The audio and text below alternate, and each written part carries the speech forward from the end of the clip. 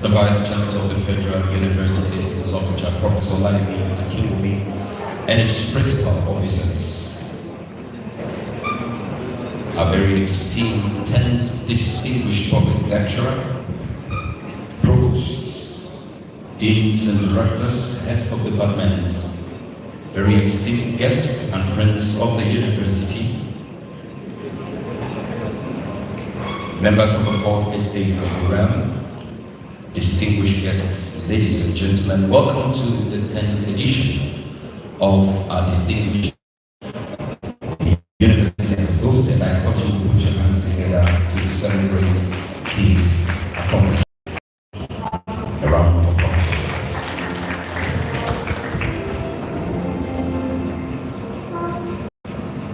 The Vice-Chancellor, today the University is witnessing the 10th public lecture with the topic A Tale of Two Cities, Climate Threats and Economic Opportunities at the Confluence of the Great Rivers Niger and Benue. The consulting oracle and lecturer is the very Professor Adegoke, climatologist personified. Mr. Vice-Chancellor, recall that the very first public lecture, not distinguished public lecture, the very first public lecture delivered at your instance in the early part of your administration, precisely August 2nd, 2021, barely 6 months of your duty as Vice-Chancellor, Professor Adegoke was a lecturer. He blazed the trail with a lecture entitled The Improbable Journey of a Nomadic Climatologist. More interesting was the session that he had with our young intellectuals and academics on networking and grants on a discourse titled From Sweat to Swell. It was an expose. Lecturers from the ranks of graduate assistants to lecturer one, great minds yearning in their respective fields of postgraduate and academic growth. They were admonished then to identify good mentors, build strong of the like minds, and collaborate with scholars across their areas of interest. Today, 3 years after, and with a promise to make a return visit at a later date, those great minds have become great scholars. They are now championing development of our university. Mr. Vice-Chancellor, our distinguished public lecturer, take a look at this. That video explains the reminiscences of that visit. And can you let me see those? Please proceed further. Yes, this group of lecturers, young minds, some of them today are here. They are senior lecturers, associate professors, and they are professors. They actually lived by what you taught them. I wish to thank you, Professor Jimmy Adegoke, for living up to the promise of a return visit, and today you are here. Mr. Vice Chancellor, permit me to kindly bring you to the podium to welcome your friends and our public lecturer, Professor Jimmy.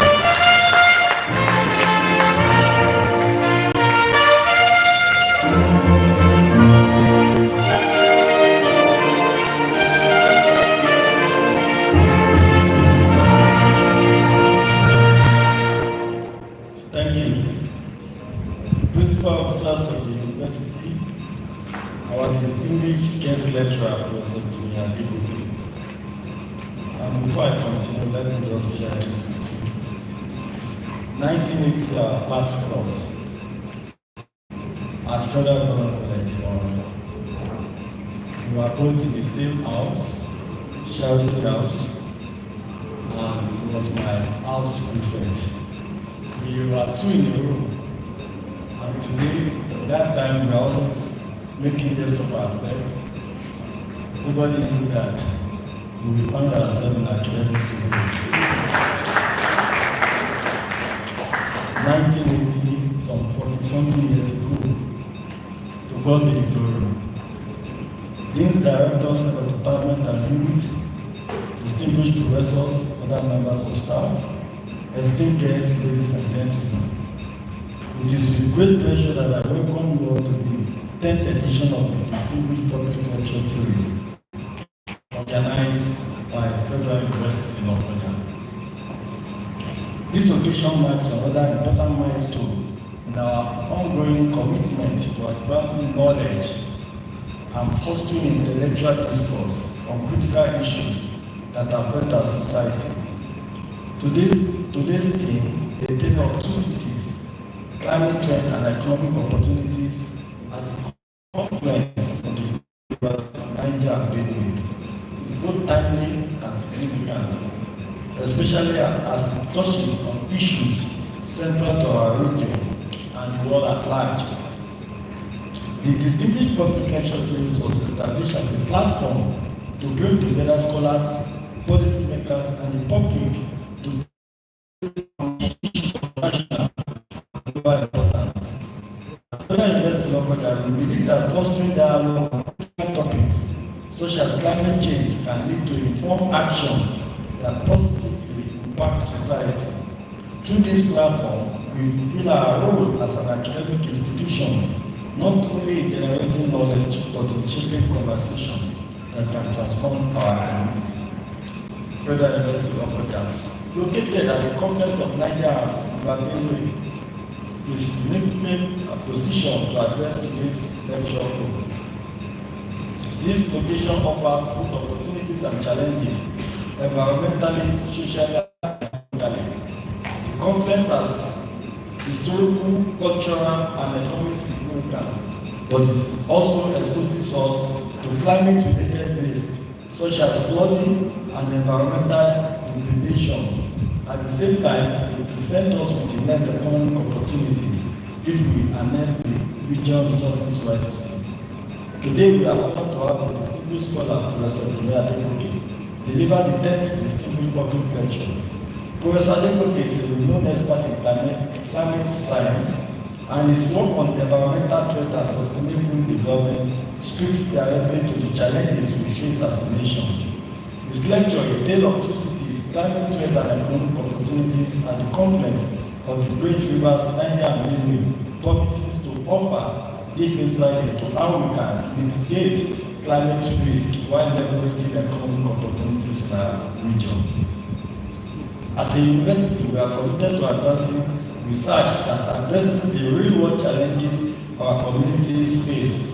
The environmental threat posed by climate change requires urgent attention, and we are striving to contribute to solutions through academic research, policy recommendations, and community engagement. We believe that through collaboration with government agencies, industry leaders and the public who can address these issues effectively and sustainably. Ladies and gentlemen, the topic before us today will not be more relevant. As we all know, climate change is one of the most pressing issues of our time, affecting every corner of the globe. However, for regions like us, situated at the intersection of two major rivers, the impact of climate change is both profound and immediate. Rising temperatures, increased rainfall, and flooding present significant threat to the livelihood of people in this region. Yet, within these challenges also lie opportunities to build resilient economics, invest in green technologies, and create sustainable livelihood for future generations.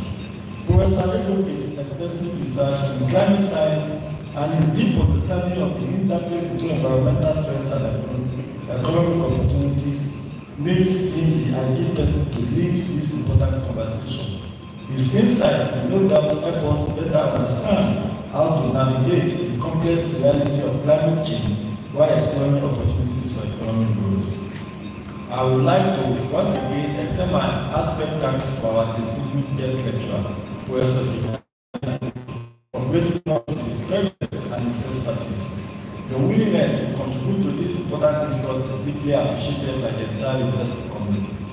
I encourage us all to actively engage with the ideas that will be shared and think critically about how we can apply them to make a meaningful difference in our society.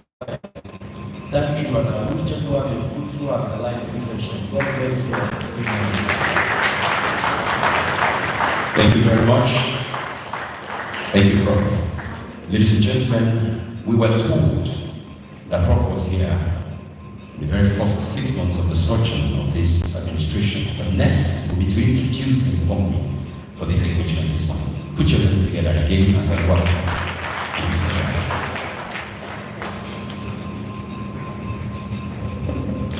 The Vice Chancellor, with your kind permission, I would like Professor Jimmy Adegoke to rise and keep standing as I introduce him to you and the audience. Standing before you is his academic eminence, Professor Jimmy Adegoke, Fellow, Carnegie African Fellow, Air Quality to the United States of America Consulate in Lagos, a serial award-winning climate scientist, and aspiring leader of the Year University of Japan Alumni Global Network, 125th anniversary fellow of the College of Earth and Mineral Sciences and Pennsylvania State University of United States of America, 110th most Harvard University Alumni Hall of Fame 2021.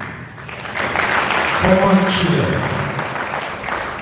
Department of Geosciences, University of Missouri, Kansas City, United States of America.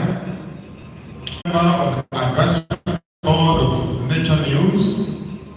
Professor Jimmy Adegoke was the chair of the Ministerial Advisory Committee on of the National Science Foundation, African Development Bank, and NASA, United States of America.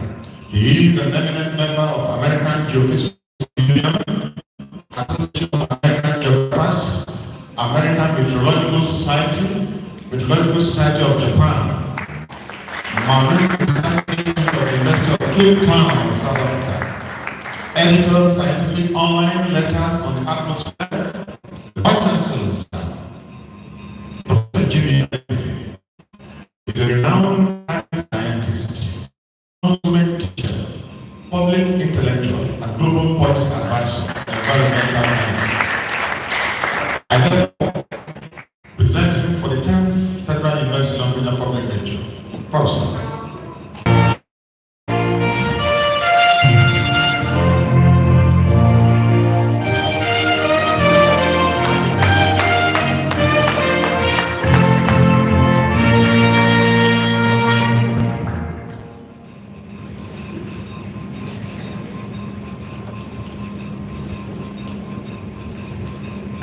Distinguished Mr. Vice Chancellor, my dear friend, Professor Yemi Akinwumi, the senior administrators of the university, including my new friend, the registrar of the university.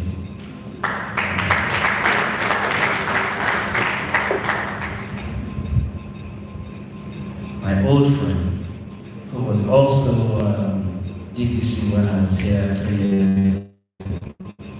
So, thank you very much. Thank you. Thank you, deans. Thank you, distinguished guests. Thank you, colleagues. At the end of the day, this is an academic enterprise. This is an academic institution. And we're colleagues. There may be senior colleagues. There may be peer colleagues. There may be junior colleagues. But we're still all colleagues. And so I feel at home.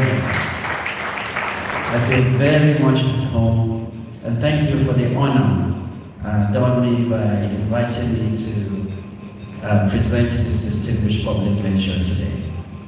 I realize that there are also other constituencies here from public service agencies, MDAs.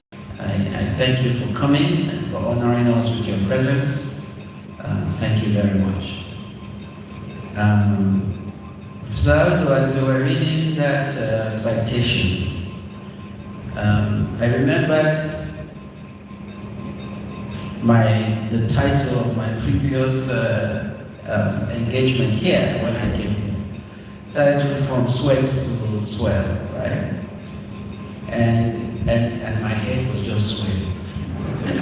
As you were reading, I said, is that me? Is this professor talking about me? So thank you for all of that. But underneath that is one, God's grace and God's favor above everything else. Okay? Underneath that grace and favor is what? Is what? Is what? Sweat. Plenty of sweat. Plenty of sweat. But at the end of the day, we're thankful.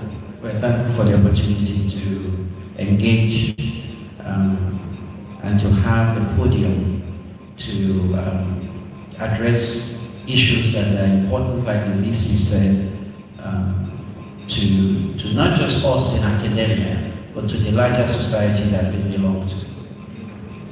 So my title this morning came out of conversations with the VC.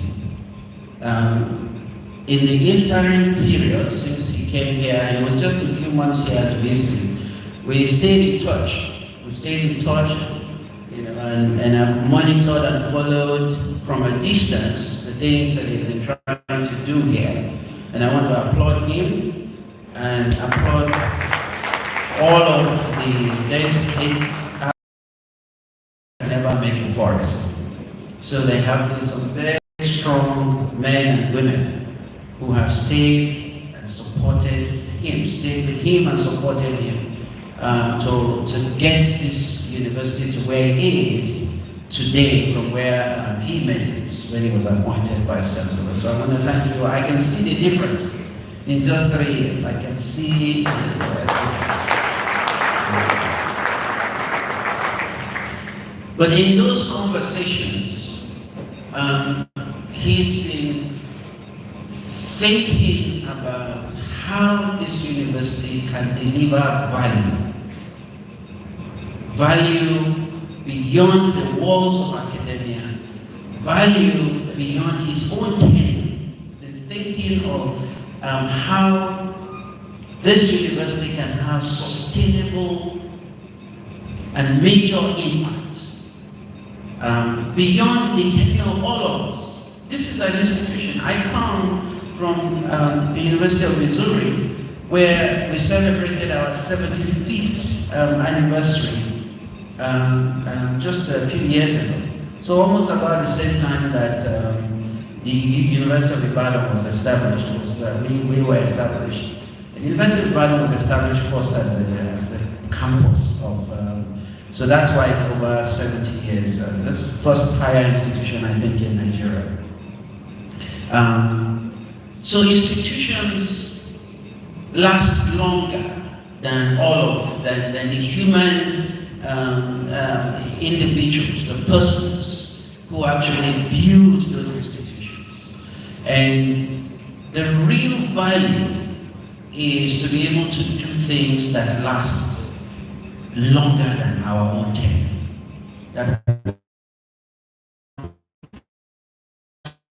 the system. As students, we've graduated and gone. This university continues to provide important leadership and important benefits to society. This is a public university. You know, so this is an investment, a national investment for the people of the central region of Nigeria, Kogi State, and surrounding states. It's a national university, so I'm sure we have students from probably all of the 50 states. How many states? 36 states. It's not America. Of the 36 states in the country. So there's a national treasure. And so out of those conversations, I was thinking, if I have an opportunity to come back here, I need to try and place a vision on your laps. A vision that is bigger than me, that is bigger than any of us, that is bigger than even your vice chancellor. A vision that can only be implemented if we collaboratively work together. A vision that captures the best that we are and that we represent as an institution. So that's my goal this morning. A tale of two cities. Can somebody darken the lights just a little bit here so that we can. So I'd like to draw your attention to this presentation of these slides. I'm not reading, but a tale of two cities: climate threats and economic opportunities at the confluence of the great rivers Niger and Benue. So you can see here that we will talk a bit of research, because I'm a climate scientist. We will look at the impacts of climate and the environmental challenges in this part of the world. But that is not enough. We're also going to spend quite a bit of time at looking at the opportunities that this place represents. With how this university can be a catalyst for revitalizing and uplifting and transforming, the economic fortunes of this place, this part of the country. As you will see, Lokoja is very, very strategic. Was in fact the center of governance of this country when Nigeria was conceived as a nation. The engineering of that conception was in this Lokoja area. It's a very strategic place. How do we recapture that? And then how do we transform that into benefit and economic value for not just the university, but for the entire Middle Belt region? I've lived in Missouri, I've lived in the US now for over 30 years. And about 25 of those 30 years is in the state of Missouri. One of our largest city in Missouri is actually called St. Louis, Missouri. I live in Kansas City, which is on the other end of the state. But my university is a 4-campus university. So we have 4 campuses. One of our campuses at St. Louis. So I go to St. Louis very, very frequently for academic stuff, for meetings, for administrative stuff as well. So one of the distinguishing, geographical features of St. Louis is that, like Lokoja, it is a confluence city as well. It's a confluence town. So if you look at that left diagram there, the left image there, you see one river coming from the left there, and moving, it goes up and then it comes down, right? And it meets in that do you have, is this a pointer? Yes. Ah, fantastic, thank you. So this is a confluence. So this is the Missouri River.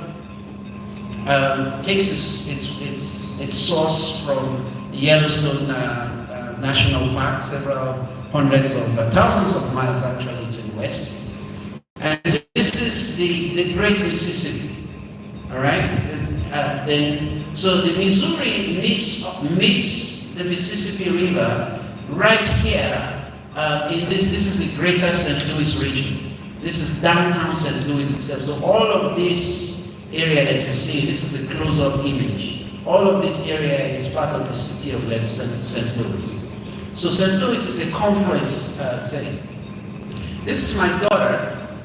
She's still in the university, in one of the 4 campuses of the University of Missouri. So on one of my visits to St. Louis, she came with me. She calls me her travel buddy. Okay, so I have 3 kids. I have 2 older kids who are in their 30s now. And then we thought we were done, madam. You know? And then 12 years later, another one, same wife.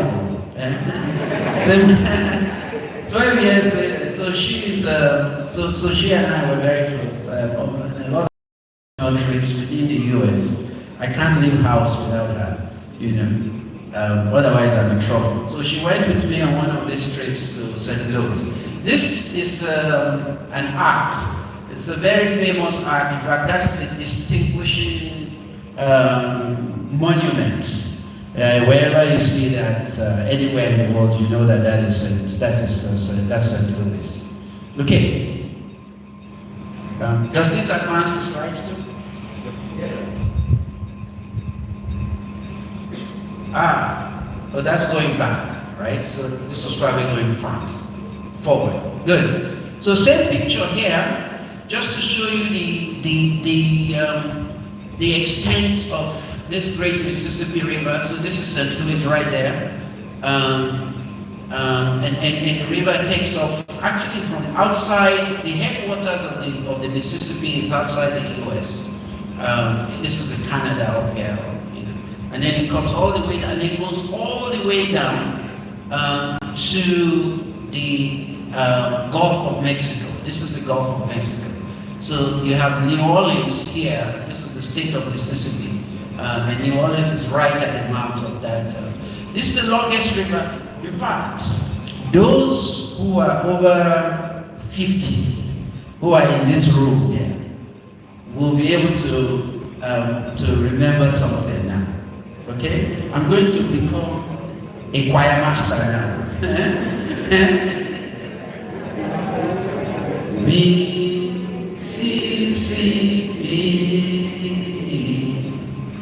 Mississippi.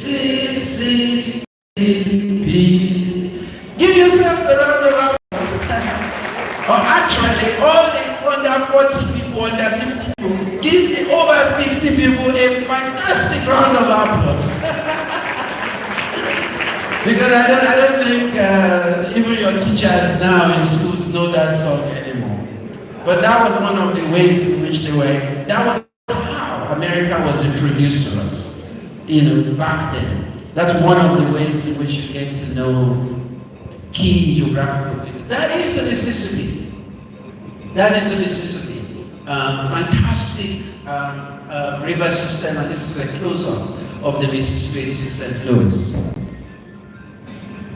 So, St. Louis, let me give you just a little bit of an historical perspective, okay?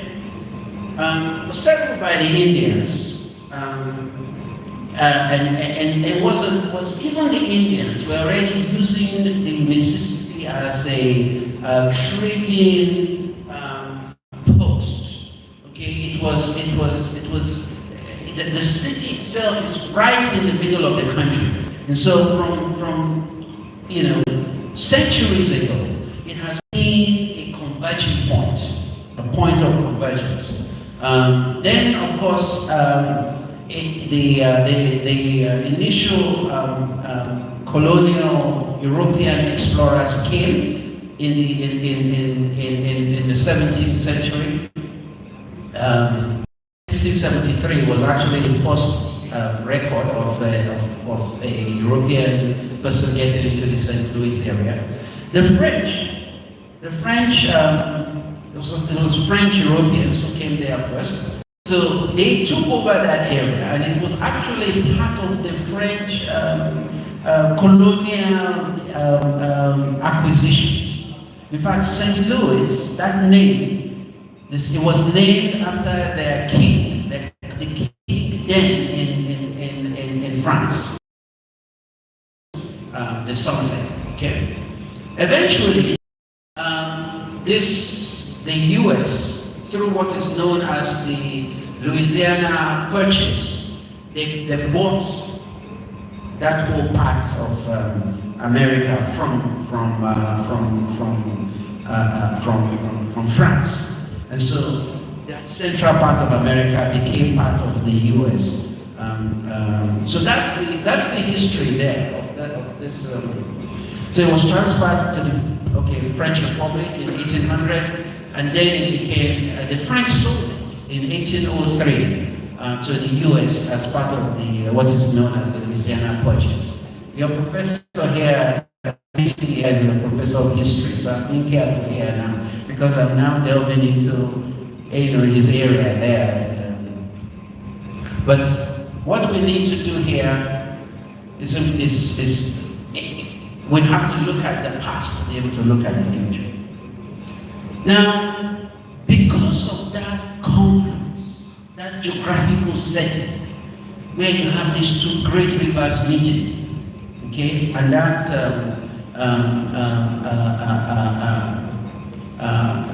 geographical specificity of that part of the world, there are serious environmental challenges. I deliberately titled this slide 100-year floods. A 100-year flood is a flood that you theoretically expect, the magnitude of a flood like that, you expect it once in 100 years. That's what that means, 100-year flood. Since 1993, you've had 1, 2, 3, 4, 5. How long is 1993 to this time now? About less than about 40 years? 30? No, just 30 something years. 32 years. 30 years. So 31 years. In 31 years, you have had 1, 2, 3, 4, 5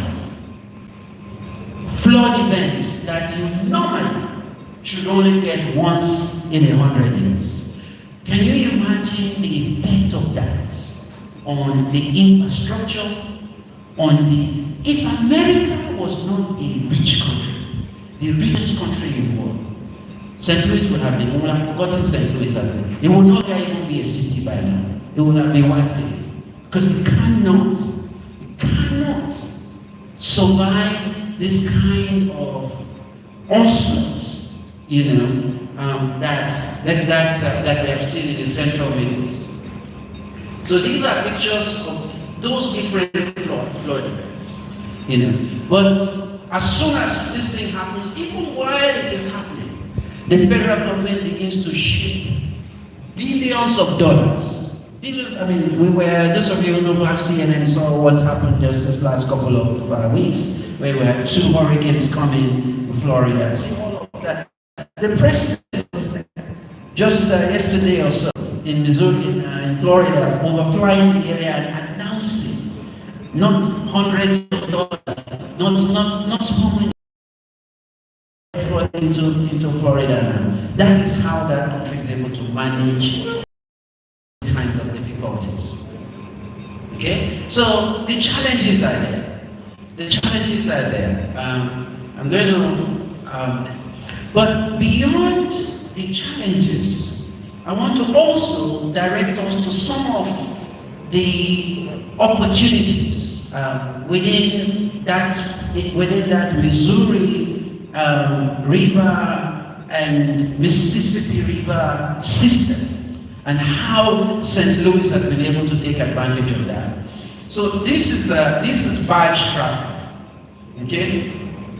So what you see here is, because of the central location of Missouri, a lot of the farming of this is wheat that is being poured into this barge. Like this is agricultural wheat. So the city is able to pull in agricultural produce from all over the Midwest, comes in, because the cheapest way to move stuff is bulk stuff is over water. Okay? So you can see these are examples of barges. Each of these is several hundreds of feet long, these things. And then this is the tugboat that is pulling them. This may be grains, sometimes it's mineral coal or something, because again, the central part of the Midwest is very rich in coal and other stuff. So they're moving the stuff over the Mississippi down all the way to the coast, so that first of all, the big population centers in the coast can have access to the agricultural produce, soybean, corn, maize, all that stuff from the Midwest, but also for export. So some of the corn, that we buy, or some of the wheat that we buy here to make bread, comes on that Mississippi River. The farmers in the American Midwest, that is how St. Louis benefits. St. Louis is the biggest city. It's one of the biggest cities in America. And so there's a lot of infrastructure, economic infrastructure, insurance companies, banks, logistics companies that are headquartered there, taking advantage of these setting to be able to this operation from day to day. Okay. Beyond barge transportation of commodities, there is also the opportunity for economic tourism and recreation. So this ship, this is actually a tourism ship. It's called Queen Mississippi or something like that is the name of this. It's one of several. This is another one, that goes back and down from St. Louis all the way to the coast. Just this for people to enjoy themselves. People come from all over, from Chicago, from Denver, from Kansas City, from, all over, from Minnesota. They come to St. Louis, get on one of these, this luxury boats, and then you go on a trip downriver, all the way to St. Louis, or all the way to Alabama or Mississippi or something, taking advantage of that.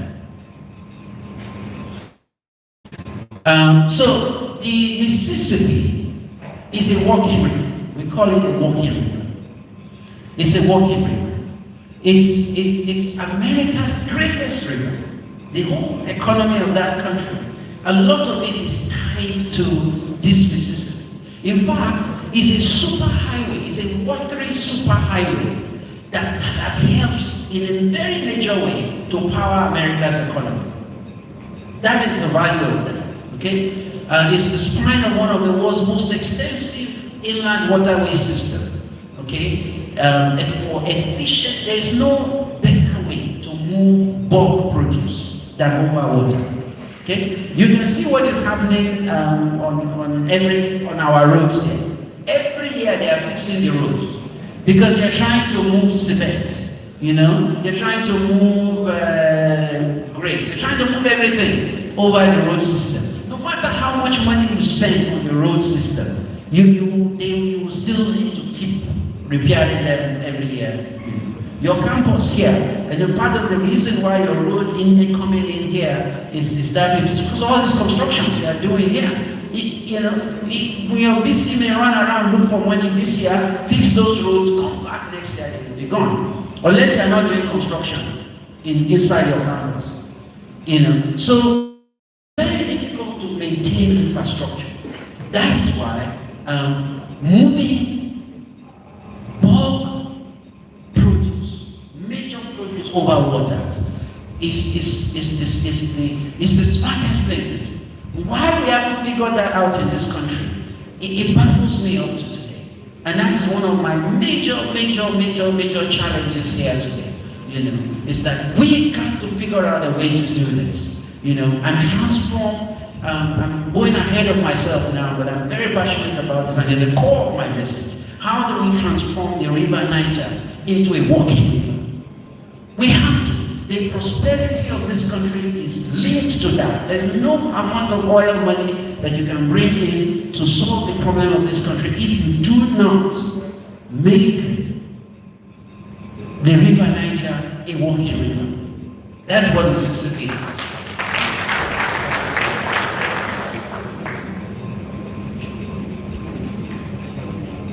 So, you are familiar with this. Remember this total importance of Lokoja as a place to aggregate first and then to move to the coast. All of their interest was not to develop Nigeria or anything like that. They just wanted to,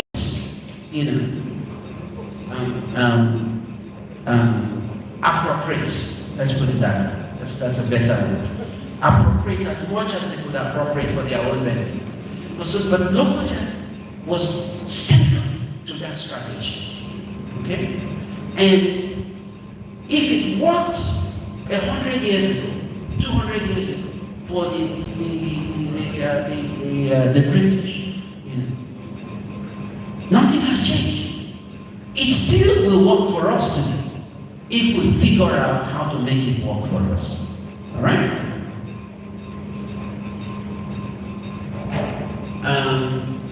Now, I'm going to take a few minutes to, but I want to spend very long here, to just also look at the environmental challenges that we face here.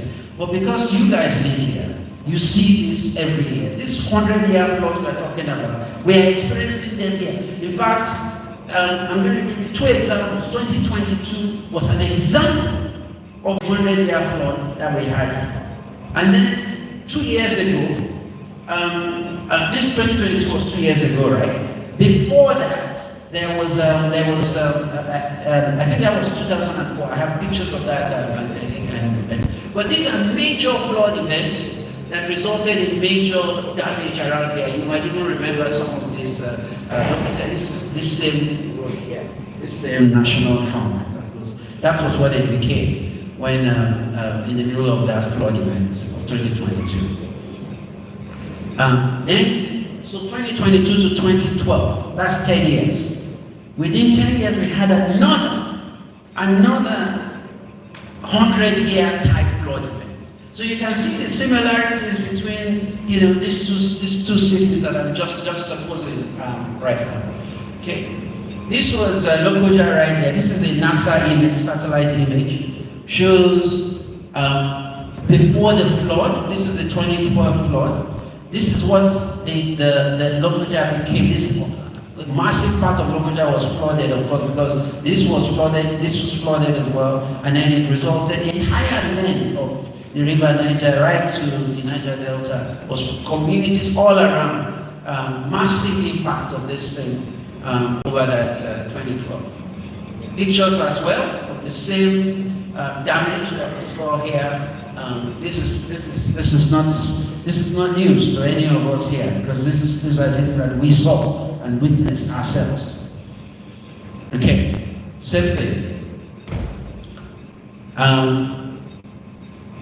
This is just some data in terms of the economic value of what we lost. The combined value of the damages and losses was 16 billion US dollars. 10 billion. You know, this was the then director of NEMA. NEMA is the National Environmental Management Agency, I think. Emergency Management Agency.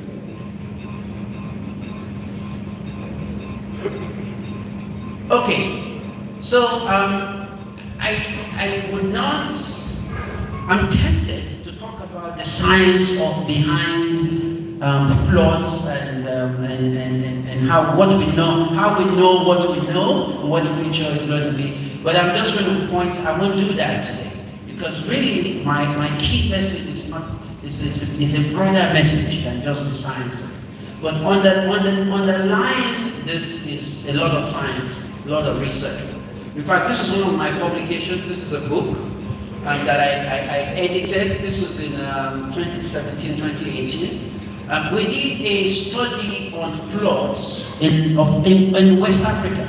So this is a book that you should look for. Those of you who are interested, if you are in here and you are you are interested in hydrology of floods, you need to go find this book. It's available online.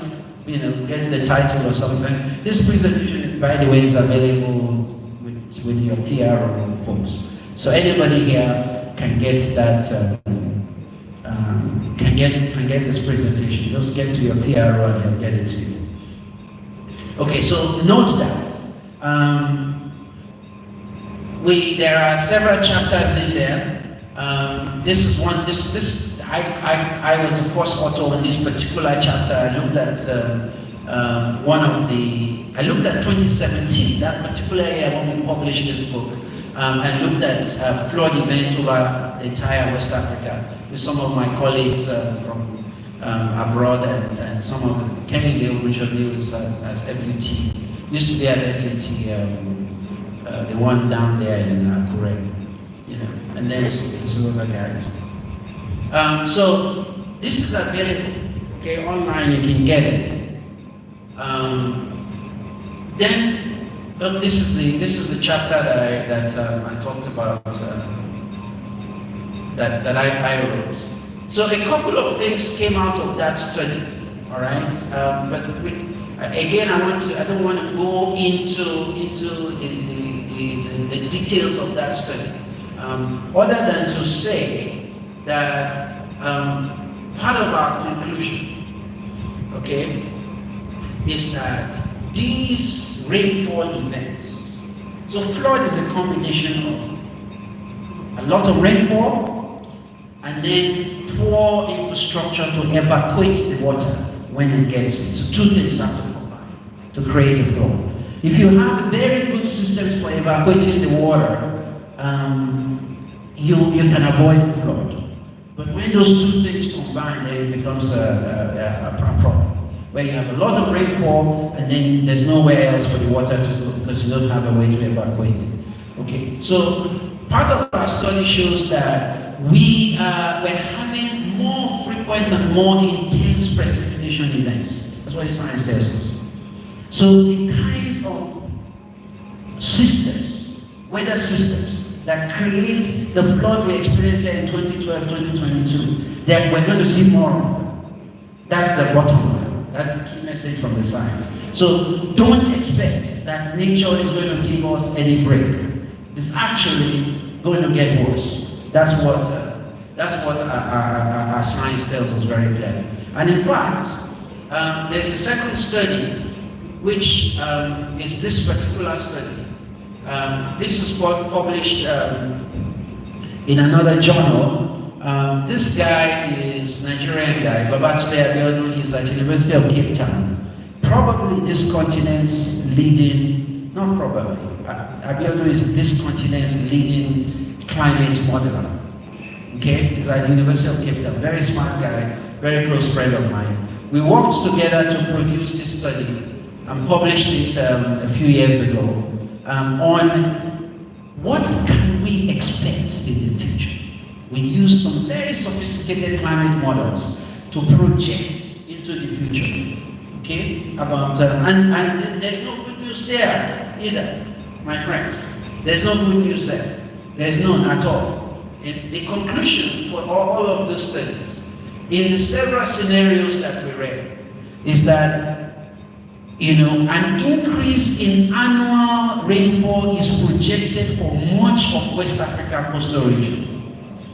And you are going to see an increase in the extreme rainfall intensity.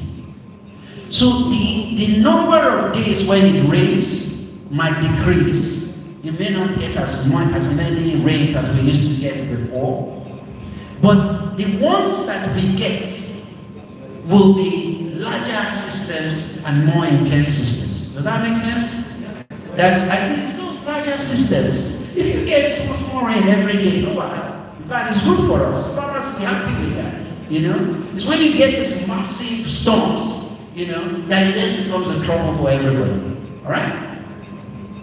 So that's one of our key results from this study. So let me move on now to look at the economic benefits of our being here at the conference of the Niger and Benue. I found in my research for this talk, this was a very, very, very, very critical and useful publication.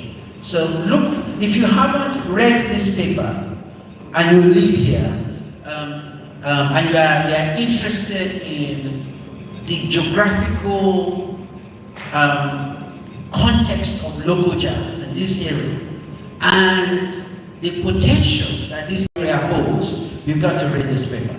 Okay? You've got to look for it. The first author is some guy in the UK, and then Silas that is, I think, from some place called Kwara State University. They have a university in Kwara State now. Wow, really? Fantastic. Okay, so this guy is from there. So they're both geologists. So this paper is from a geological standpoint. But I found it really helpful because they went beyond geology. I think they are both economic geologists. They're both economic geologists. Anyway, let me go on. So let's look at what is unique about this part of the world where we are. See us there. See Lokoja there. Right in the middle of this set of states. Okay, Benue, Nasarawa, Kogi, Kwara State. Kwara State has the largest landmass of any state in this country, right? Niger State, sorry. And Kwara is right next to it. And then there's the Federal Capital Territory there. This is the bread basket of Nigeria in terms of agricultural production. We have the land, okay, and we have enough rain, okay, in these areas. Once you go past, you begin to get into Kogi, Borno, and Katsina, and those areas. They still produce stuff, but they now face very significant challenges in terms of rainfall, because we still use agricultural system is still rain-fed agricultural systems. But we got enough rain here. This is where Nigeria's food is produced. Most of it. Okay? I think we all know that. Because you live here, you guys know. So in other words, we have a distinct advantage, just like Missouri, to be able to aggregate all of the resources coming in here. Okay? And then take advantage of our location here, and push these things down into the big markets, the markets in the south, Port Harcourt, Warri, Benin, then it's easier to now move things by road to other, to Onitsha area, to all of this. These are big population centers, in the south. And you have the export, the ports to be able to export stuff. So if you want to export, if we want to create a system where the soybean that our farmers produce here, we can connect that to global markets, but it's by combining these two things, our locational advantage and then ensuring that we find a way to be able to move that stuff down. Okay, beyond agriculture, this was from that study that I referred. I got most of this stuff from that those two economic geologists. This region where we're staying, okay, and I'm not kidding you now. I'm not kidding. I am not kidding. This region, okay, in terms of minerals, in terms of strategic minerals, there is no other part of Nigeria that can rival this area that we are in right here. This are surrounding us. All kinds of extremely valuable minerals. Yeah? Extremely valuable minerals. The people, them gold, cassiterite, tantalite, kaolinic clay, feldspar, all kinds of construction, even marble, marble is there, coal, ironstones, major, and these are traditional minerals. Beyond these, there's something else we call critical minerals. Critical minerals are new minerals that we need for the green economy. We were talking about green economy earlier on, and for manufacturing of battery systems and all of that. In fact, the exploration that needs to be done hasn't been fully done yet. A lot of what we know, this stuff that we know, is the British people that did the exploration in the 50s. Okay? In the 50s.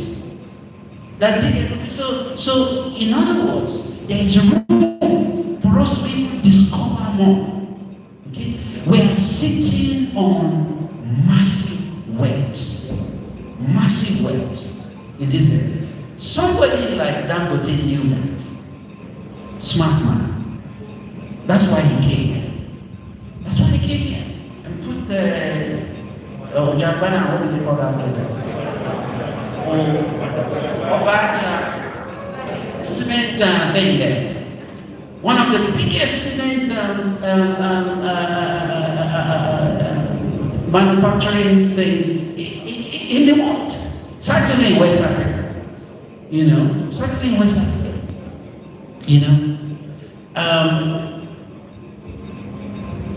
Smart.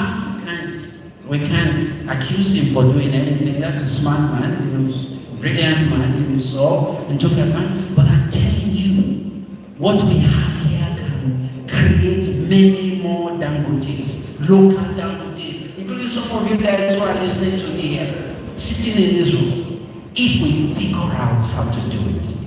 If we figure out how to do it. Because there is a lot more here that can be explored and exploited and both for economic, personal economic gain, but also for the benefit of the larger society.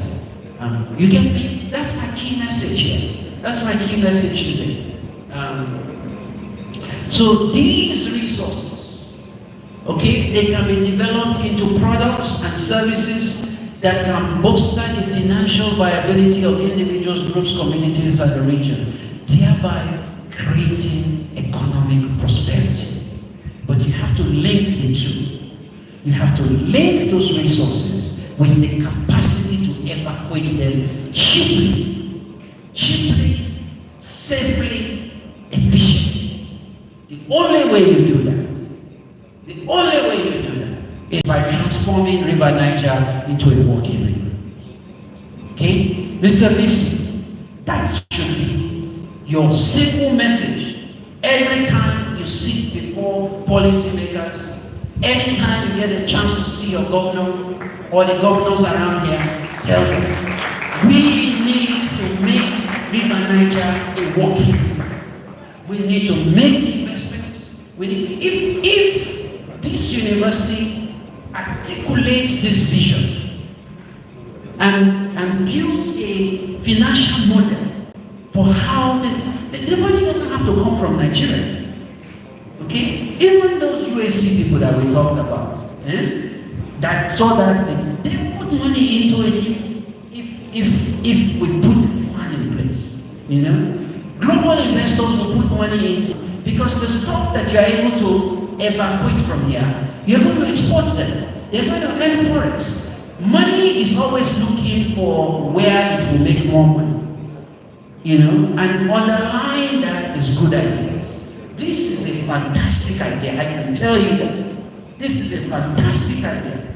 This is a fantastic idea that can transform your university to become a global center, you know, where people will be coming here from all over the world because you are an engine. You're the engine for articulating this vision. And you have the capacity. You have economists here. You have geologists here, you have geographers here, you have climate scientists here. My friend Patrick, what are you? You're a chemist or biochemist? Parasitology. All the parasites that need to be parasited, you have the expertise to parasite them as well. You have them. You have the capacity. We just need a vision that will galvanize all of this and then sell that vision find an opportunity, Mr. Vice President, find an opportunity to go and address the Middle Belt Governors Forum. They must have something like that, right? Middle Belt Governors. They probably have something like that. And I was given a vision like this. Because this will not only benefit Kogi states, it will benefit the entire Middle Belt region. The entire Middle Belt region. That's the vision here. Okay? So this will lead, if we're able to do this, ladies and gentlemen, if we're able to do this through, and it has to go beyond dredging, okay? But dredging is where you start. Okay? You have to realign. You have to even, what we did, what the US did through the Army Corps of Engineers was to even reduce, you know, as the river continues to bend and they removed some of those things and shortened the distance. Okay? So there is serious engineering work that needs to be done to make the River Niger what it should and could be. Okay? Dredging is where you start, but it's more than that. So we're talking of billions of dollars of investment that is needed here. But if that investment is made, believe me, the wealth that will come out of here will far exceed whatever I've been able to pick out from the Niger Delta. That is the truth. That is the truth. That's the truth here. Okay, so this will lead to diversification of services, commercial transportation, including tourism and all kinds of things. New industries, you know, will emerge out of this if we're able to do this. Okay, this is my last slide. And how do you do it?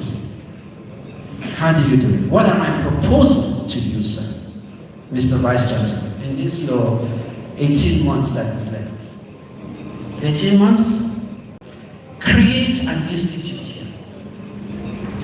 Create an institute. That institute will be able to, you may have existing centers. I probably do have some centers already. You know, that will be an umbrella institute.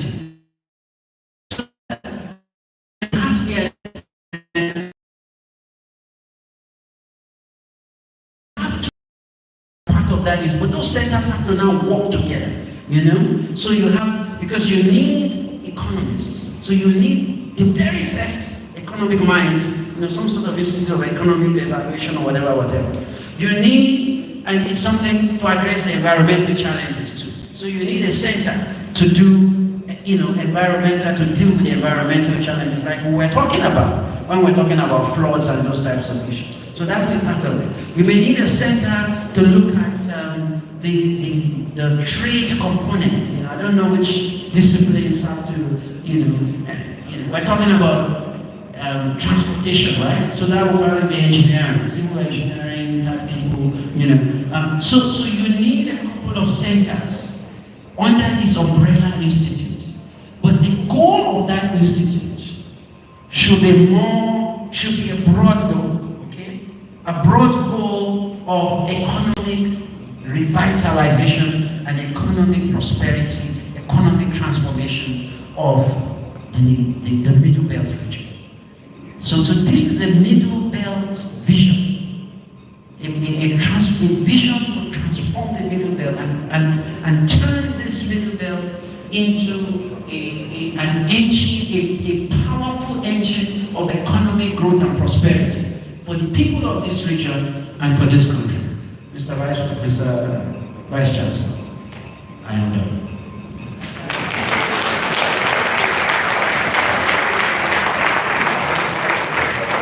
I will make the ovation for the louder than bass, ladies and gentlemen. Please make the ovation loud. Thank you very much. Thank you very much, sir. Thank you, sir. Okay.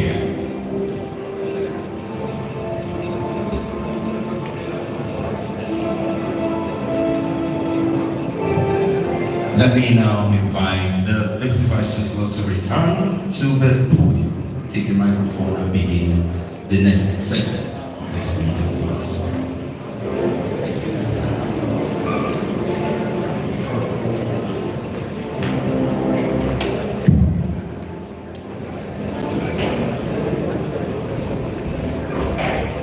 The Vice Chancellor, sir, with a kind permission, I would like to give another ovation to the lecturer, Professor Jimmy. I would like to register the presence of Acting General Manager Social Duties, Engineer Mohammed Dangana from National Inland Waterways Authority. You're welcome. And Acting General Manager Survey, Henry Abdimoha, National Inland Waterways Authority. You're all welcome, and it is good that you are here. We've had the Oracle has spoken. Would want to open the floor for interaction, and I would like that if you are interested in comments, in questions, or in observation, you raise your hand and then we identify you and then introduce yourself. So the Vice Chancellor has asked that I make it as versatile and dynamic as possible, and then to be more interactive and more encompass, including the gender differentiation. So, the floor is open. The floor is open. The floor is open. Professor Joseph Omada is looking at me, and I think he wants to say something. Please, the first floor, Mr. Joseph Omada, a geologist himself. Yes, thank you.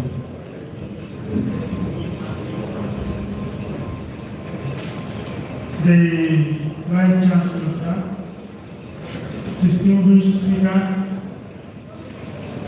for sure the climate is changing. For sure events are speaking. We used to go to the herbalists before now to know what is forthcoming. But the truth is that the events are speaking to us, and we are beginning to see flow. 2012, and we thought that that was going to be once in a century, but lo and behold, by 2018 we still have. And so thank you very much, sir, for a very very rich presentation that you have given to us. Incidental excellence at that from Kwara State University. It's an economic geologist like me. It's my senior brother in the profession. So we know that Kogi State in particular is so rich in mineral resources. Marvel that Adegoke has gone for is just one of the mineral resources. We also have coal, a rich deposit in the east of Kogi, and the same Adegoke has gone for it. We have gold in West Kogi, and people are going for it. We have pegmatite. We have several other resources. Iron ore in Italy. And what we need is a good industrialist to go into it and see the measure of infrastructure that have been put there and abandoned, actually overcrowded. Somebody who has the heart of Nigeria going to Italy or Ajakuta will really cry and look for the third world, because it is only in the third world that something like that can happen. So thank you, sir, for drawing attention to what we hold within our conference. This is not just a confluence of rivers, it is a confluence of minerals, it is a confluence of agricultural produce, and it is a confluence of beautiful people. Thank you, sir. Yes. Yes. Your name and the address. The Vice Chancellor, other members of the school authority. My name is Dofia Meidi, and I would say this is a mind-blowing public lecture, and I am very thrilled. I want to call it the beauty of chaos, because yes, there is chaos in the climate change, and every chaos is not a pit, but a ladder. And I'm very grateful that members of inland waterways are here. There is an opportunity in this chaos, a very big one. And as the lecturer said, there should be an institute, not just in the university community.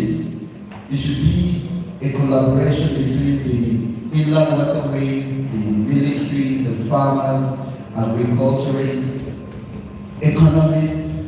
A lot of persons should come together to have this institution working.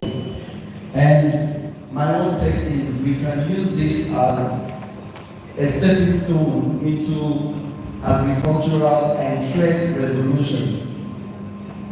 This can lead us into a very blossoming opportunity. So I call it the beauty of chaos. Thank you very much, sir.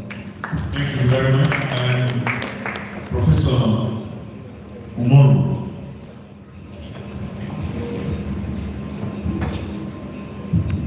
Thank you, Mr. Vice Chancellor. The distinguished public lecturer. I am not a scientist, but as I sit down here to listen about the tales of two cities, what came to my mind is actually "Weep Not Child" by Matthew.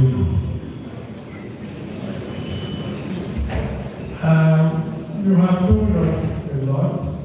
The truth is that we have had even more before you arrived.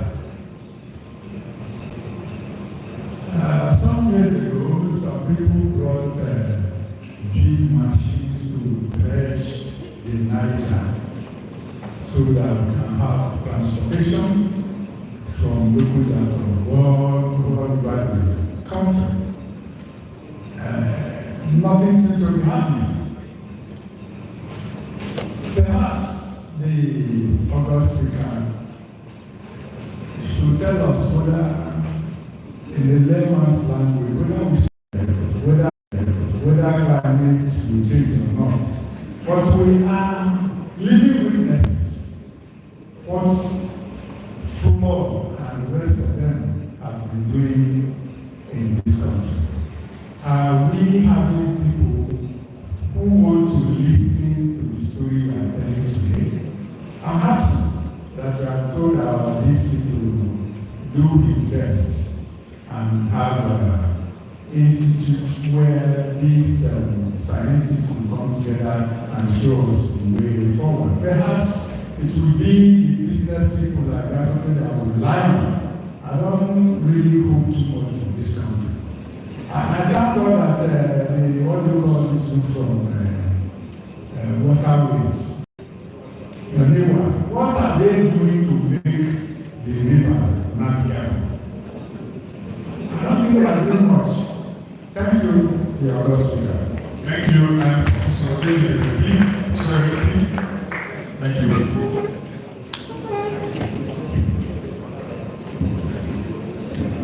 Mr. Vice Chancellor, sir, and our August lecturer. I have learned a lot from the lecture that will be given to us. Although not that everything is new, but let me also thank him for coming at the right time.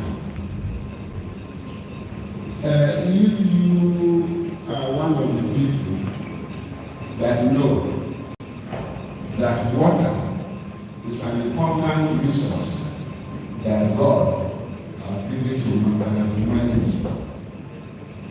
If you see cities, villages that settle along river banks, they make use of water for their economic fortune. I was in Miami. If you go to Miami and see what they have made out of Niger, I think even Miami, Niger is bridged twice. Go to Miami, you will see the type of beautiful fruits, good transportation. I said that this lecture is timely because we as a group of people can take advantage of this lecture to improve on the economic fortune of Niger and Benue. Just as the lecturer has said, something greater than oil is here. Okay, you will imagine where we are located. Lokoja is the most expensive city in Nigeria.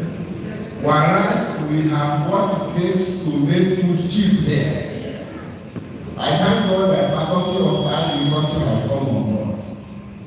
And I know the Faculty of Agriculture, Faculty of Science, Engineering, Social Sciences and Management Sciences, I think something good will come out of it to have this institute. Because apart from agriculture, this water can give us a lot about transportation. You see, we depend too much on land transportation. That's why we suffer. Water transportation is very, very important, and this university can play a lead role in opening up University Niger and Benue for this important activity. My own second point, I'm looking at the other side, because I have heard from the lecture effects, 100 years flood, climate change, yes, that is true. But the question is, why does climate change? The question is, why is flood? Why do we have flood? Why does the climate change? The answer cannot be found here. All what we are talking about is effect, and not the cause. I believe that God cannot give you something that will harm you. If the thing is harming you, you need to ask from the person who has given it to you, why has this become a source of harm?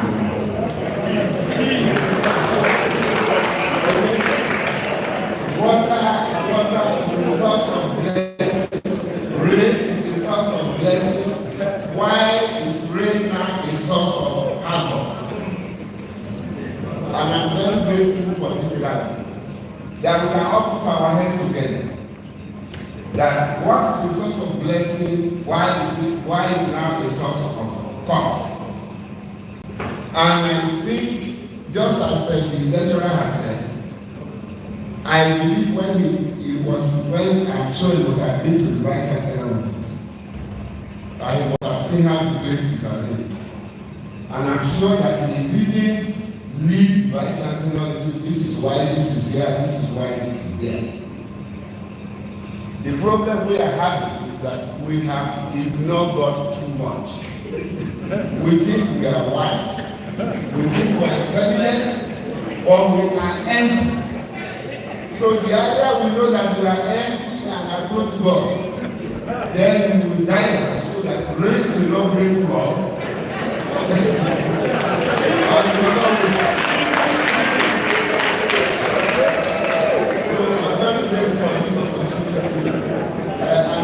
Personally, I would like to have a chat with the August lecturer.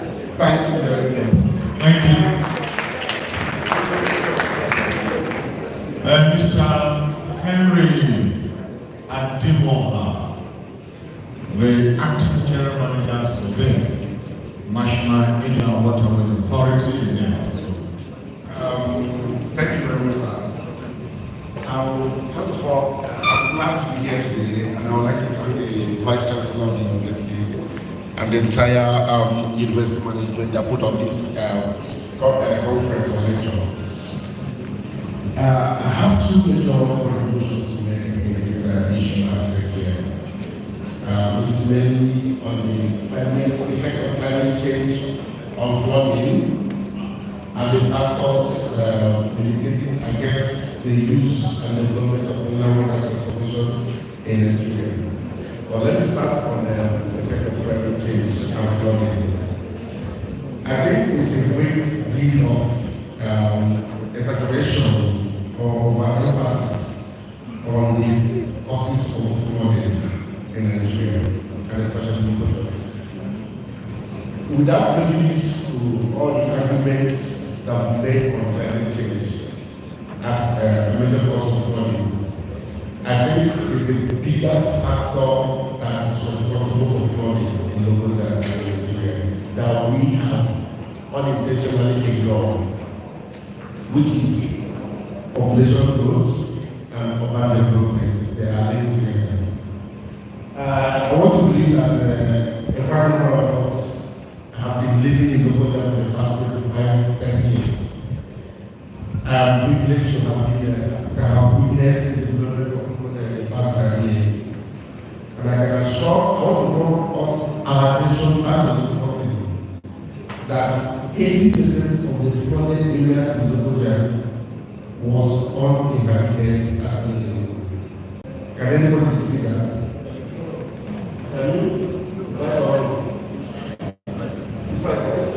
Now, let us draw our attention backward a little bit and try to picture the traditional settlement pattern in Lokoja before the creation of Lokoja capital. Are those areas that were inhabited prone to flood? Are they prone to flooding? Now, what does it mean? It means that the original inhabitants of Lokoja was mindful of water levels and flooding, which determined the areas they settled. Now, because of urbanization, generation of Lokoja capital, population growth, people have been forced to intentionally or unintentionally inhabit flood plains. If you look at the last flooding that took place, either 2012 or the last weekend one, you will observe something that almost all the buildings that were flooded are not more than 20 years old. Can everybody see that? No, right? It means that the biggest problem is lack of urban development control. When you want to build on floodplains, there are certain engineering requirements that you have to take into consideration. First of all, you have to reclaim and put your building above flood level. The biggest factor to prevent this flooding should be the responsibility should be focused on the state government, the urban and the township development, right? They should make sure that people, the state government first of all should push urban development to the areas that are higher than the flood levels. And when people must build on the floodplain, they must take adequate measures. They must take adequate measures to make sure that their construction, they reclaim the land, they develop the density above flood level. At the same time, adequate drainage system should be put in place to start the water of the river. The river, Niger, and Benue, and all the rivers we have are still a blessing for us if we are mindful of these issues and develop them appropriately. Now, when it comes to the issue of development of land conservation and capacity, and I'd like to say something here that the river Niger, at least from Lokoja to the ocean, is navigable at its 8 months of the 12 months of every year.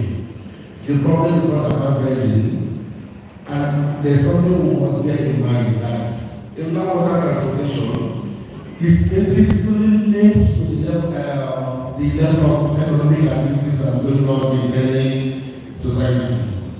Even if the river Niger is navigable for 12 months of the year, and there is no goods to be carried, nobody moves it.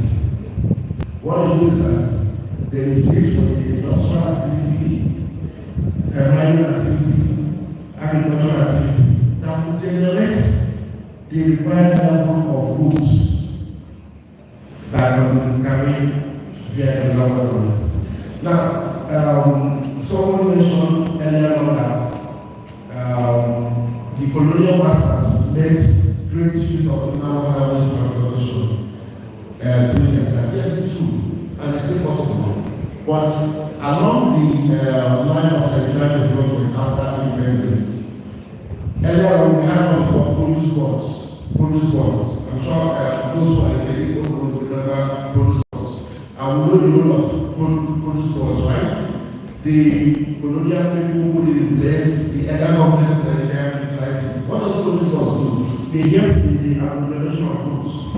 Because in our government transportation, you have to have goods in large volume to be able to carry it at commercial rates. It's not appropriately, it's not the best for passenger traffic, especially for long distances. So, of the unfortunate thing that happened in Nigeria since independence is that we have emphasized produce ports, we have not developed multimodal transportation that will help in the agglomeration of goods to enable its evacuation through mineral water-based transportation. So people will say it's the oil disease, and because why we emphasize all those things. But by and large, it's still possible that we as a nation can develop our mineral water-based transportation. The National Mineral Water Authority, since its inception, have carried out a number of projects or measures that will help stimulate the growth of mineral transportation. Someone mentioned about some time ago, we tried to carry out in 2009 specifically that we tried to dredge the mineral waterways. Yes, the project was done. The project of the lower Niger from Maroon to Kore was successfully carried out. But this brings back what I was saying. No matter the depth available on the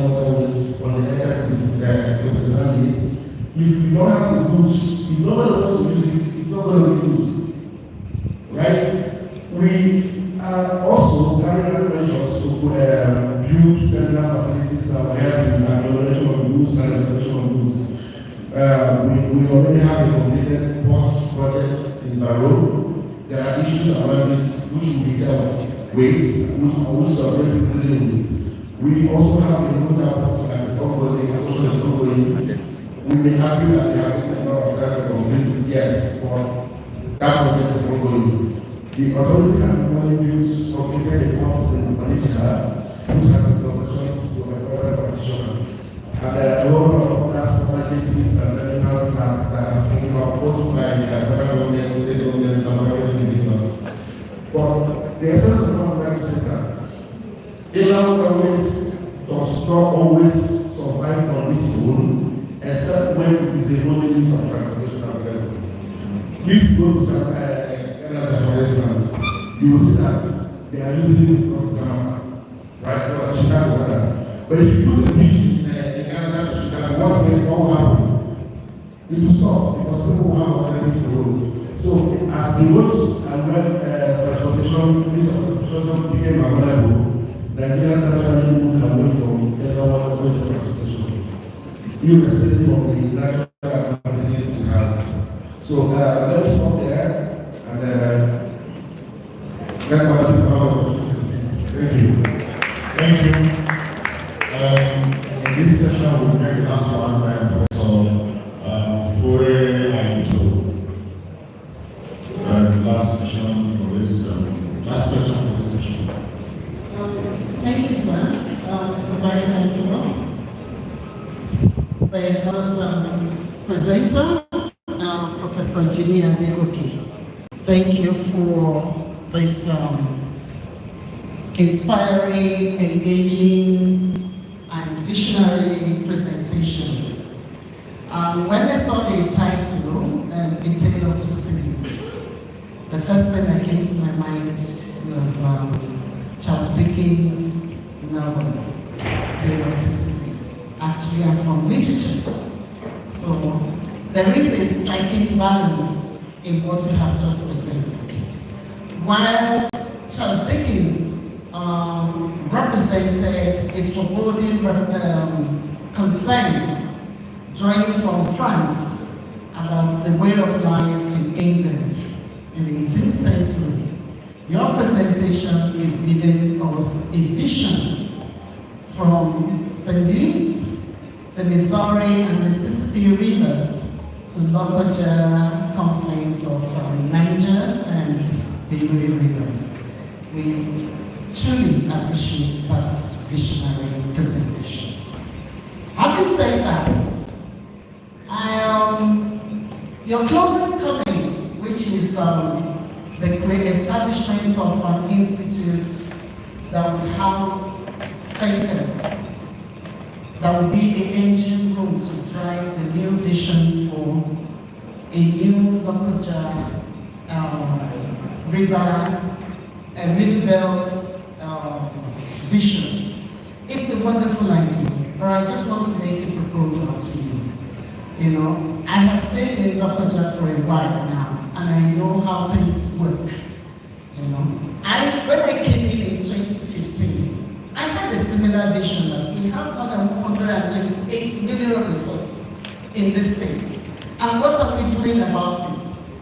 I thought I could start an NGO that will harness all of this. I started going from ministry, my state, I go to ministries, and say I want to see documents of agreement between Dangote and the state government and this and that. Somebody called me and said, do you want to die? Step aside. You know? So, I'm talking from experience. It doesn't have to apply every day or everywhere, but this was my personal experience. So what I am saying here is that I want to throw this ball into your court, sir. You have thrown the ball into my Vice Chancellor's courts. And I want to bet a lot of time when we play court games, there are quite a number of balls. I'm taking one of the balls into your own court. How can you help us support the Vice Chancellor in driving this vision? That's my purpose. Thank you.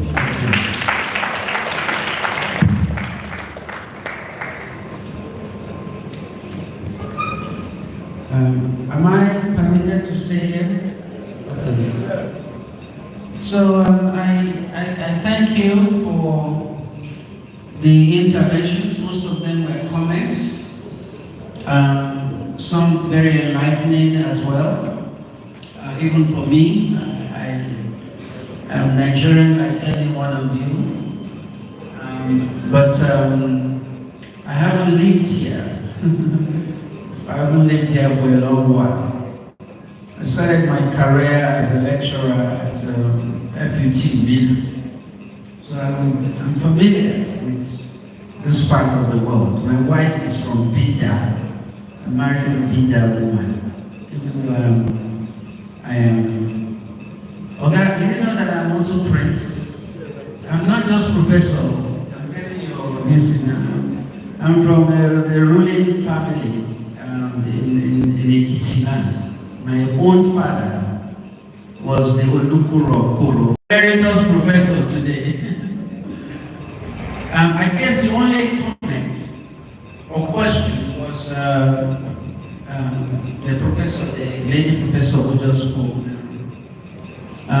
There is conversation that I'm yet to have with the Vice Chancellor, but I've hinted him.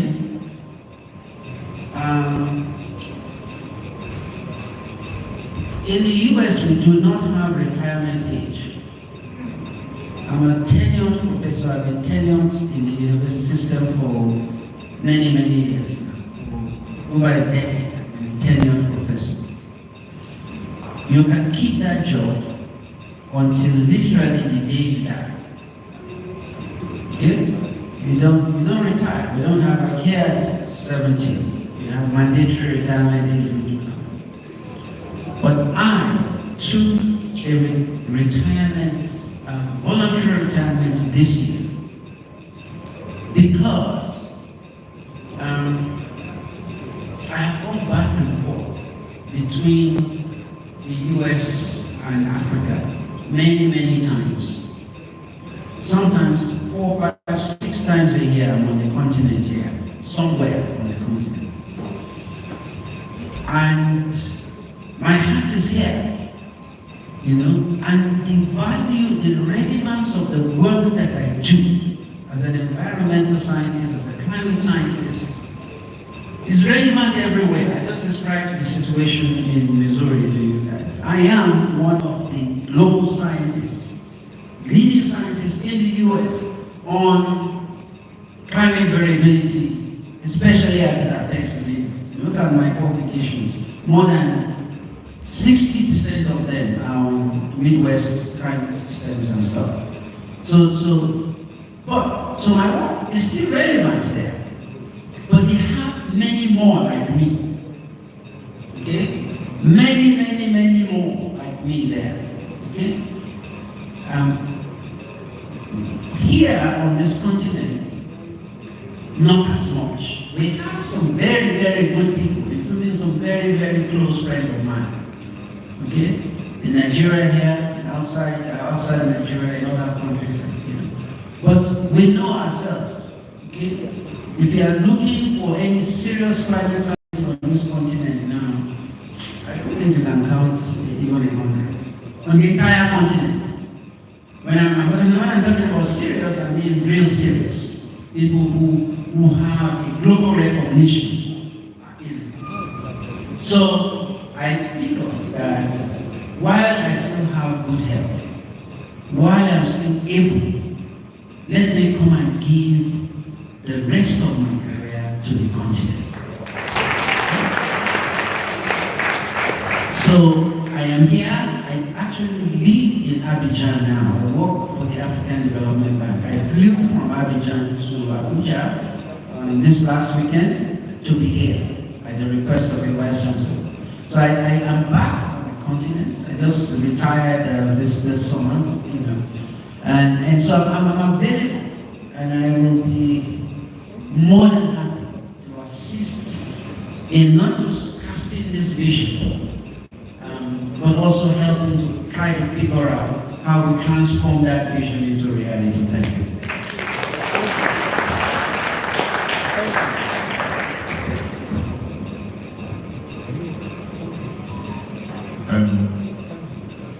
If there is no any other contribution online, Professor Moody, Dean of Pharmacy.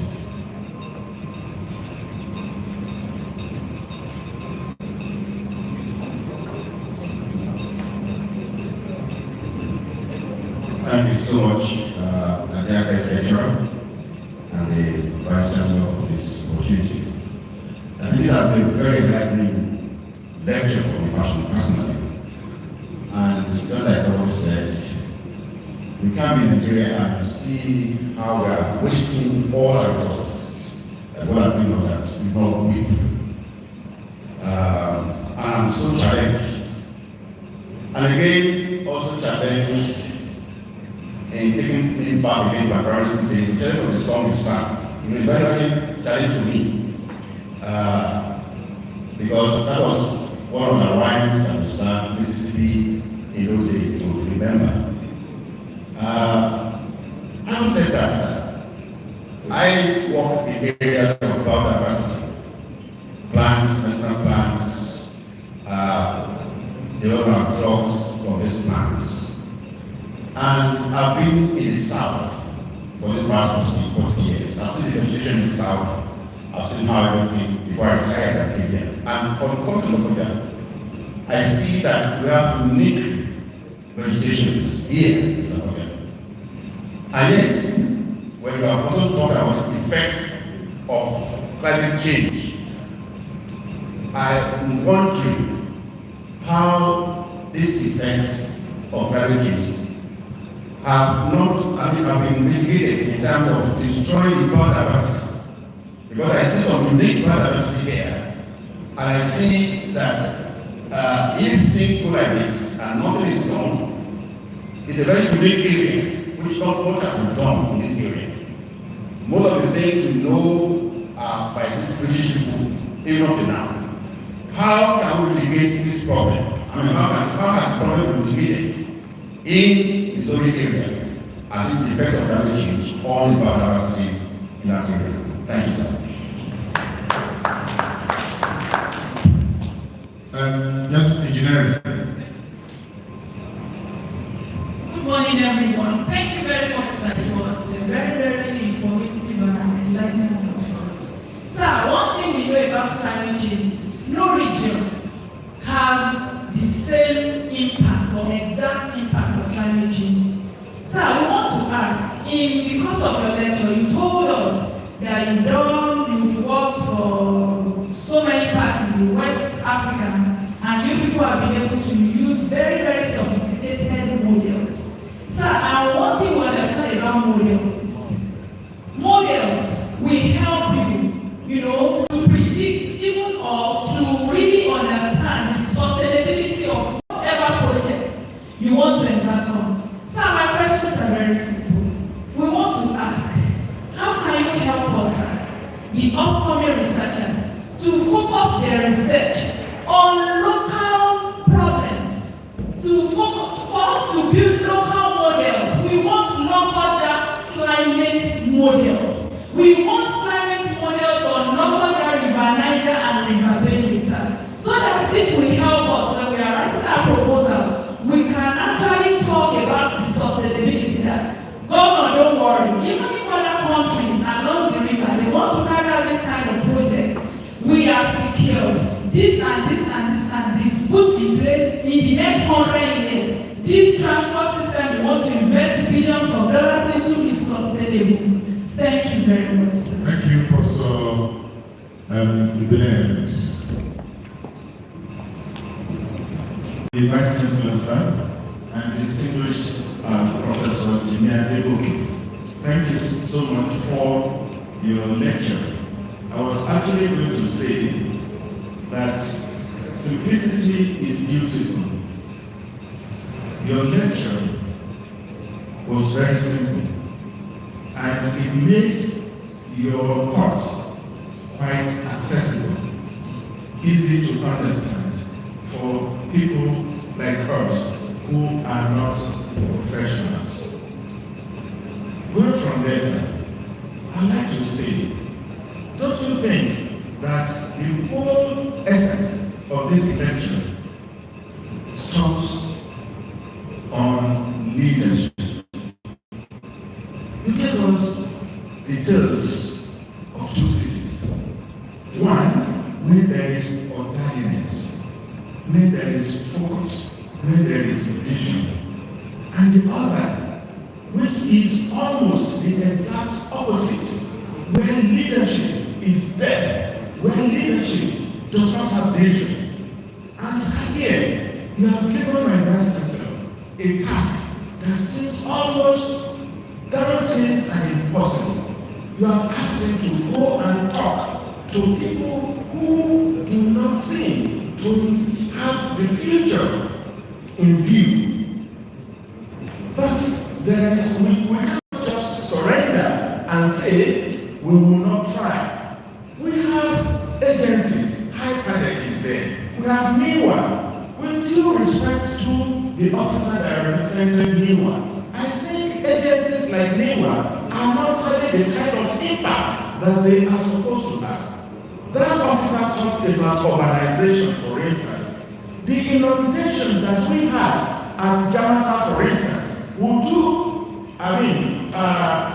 adduce it to urbanization, which houses block that axis of the river Niger, such that within the space of every 10 years, you have inundation that overwhelms the road. I think, sir, that much more than the cosmetic intervention of agencies like NIWA, we need to be scientific about this. And leadership has to be more purposeful. Overall, sir, thank you very much. And finally, I would like Professor Lokoja, please. Professor Lokoja. Can you double your question?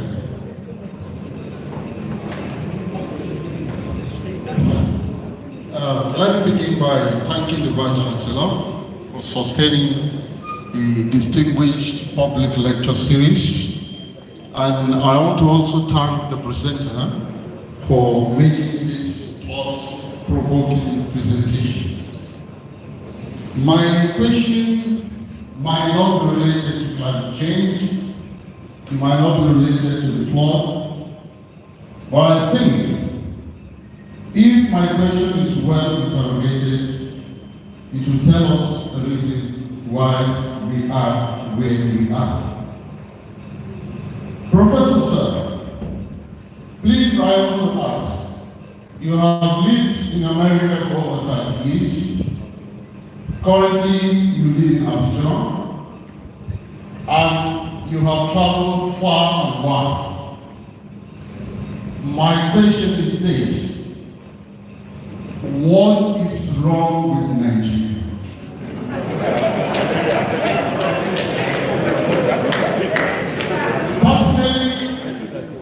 I've lived 4 years in the United Kingdom, and I've stayed 3 years in India. The guys over there, they do not have 2 heads. In fact, my university, the University of Allahabad, where I studied in India, which is called the Oxford of the East, you'll find theater halls that were built in the 1930s, and they are still very functional, very functional and up to date. So, sir, I'm a biochemist, and that's why I'm trying to design a study, a genetic study, because I believe it is genetically related. Why will something good happen everywhere except Nigeria? What is wrong with us? In the 1900s, I'm from Lokoja, I lived in Cantonment, and I saw the relics of the Europeans. My father told us stories of how they interacted with the Royal Niger Company. Lokoja was very beautiful, everything was working perfect. But what happened? Again, sir, I don't want to go too far, but I want to make an allusion to this. In South Africa, after the white military rule, after the end of apartheid, go to major cities there, compare it before apartheid and after apartheid, and you see what is happening. What is wrong with the black man? What is wrong with the Nigerian man? That things good will happen elsewhere and things will not happen. Thank you. Thank you very much.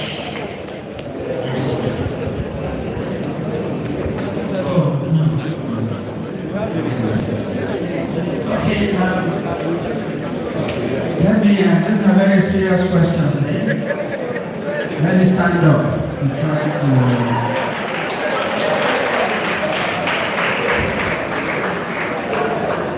So, my answer to you, sir, is very simple. There is nothing wrong with us. I am Nigerian, just like anyone. Okay? I went to university here. Okay? Those of you who are over 60, or maybe over 55, probably experience the same thing that I experienced. The same, our lecturers were comparable to anybody anywhere in the world. The education I got here, in this country, I went to America. I went to Pennsylvania State University, the largest public school where I did my PhD. My PhD class alone, there were 40-something PhD in that one set. I graduated as the best PhD student in that class. And I built my work on first degree ABU, second degree University of Ibadan. Okay? Some of you who are dermatologists here will know of Emmanuel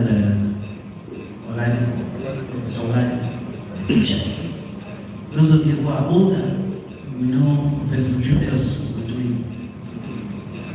who's senior primatologist in this country. These are Julius who passed away many years. It was my master's. World class people. Okay? And we have proven, okay, that foundation was as good as foundation anybody else received. Some of my classmates are Europeans, some were Indians, some were Chinese, I did all of them. Nothing is wrong with us. Nothing is wrong with us. Okay? We just need to take over this country. Take charge of this country. And what I'm meaning there is that I'm not talking about a revolution. I'm talking about many revolutions, multiple many revolutions. Whatever your sphere of influence, madam, you are a registrar. You have a sphere of influence that's registered. Within that sphere of influence, make sure that there is no registrar anywhere in any university, anywhere in the world that performs better than you.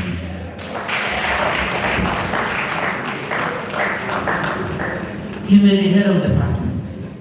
You may be head of a lab, small lab, as a senior lecturer or even lecturer. Okay? If we do that, that's the only thing that America has ingrained in me. Okay? That when you have an opportunity, okay, you do everything that you can to excel in that, there, to perform the best possible performance that you can do. That's it. So as a chair of the department, as chair of the head of the department, as director of the center, that is the thing, So if there's anything, it's our culture. If we can, it's not something that a politician can teach. It's not something that the vice chancellors, even this one that's sitting down here, is gone to universities and they know how universities are run there. Okay? And then they come back and then they do nonsense. Okay? Not because they don't know. They know. Not because they don't have the capacity. They have the capacity. Sometimes, there's this money, you don't have not enough money. Even the small one that you have, what have you done with it? So if we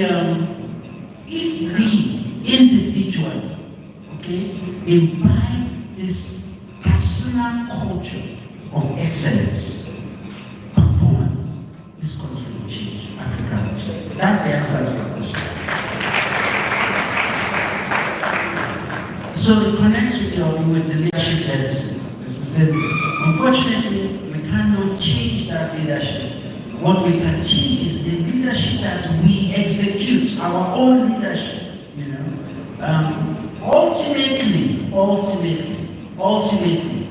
we're going to begin to, as we have more and more people who are committed to the culture of excellence. Some of us, our friends, maybe our children, maybe eventually will penetrate the system and become governors, become senators, that is how eventually the society. It's a long journey because the decay that has happened is a major decay.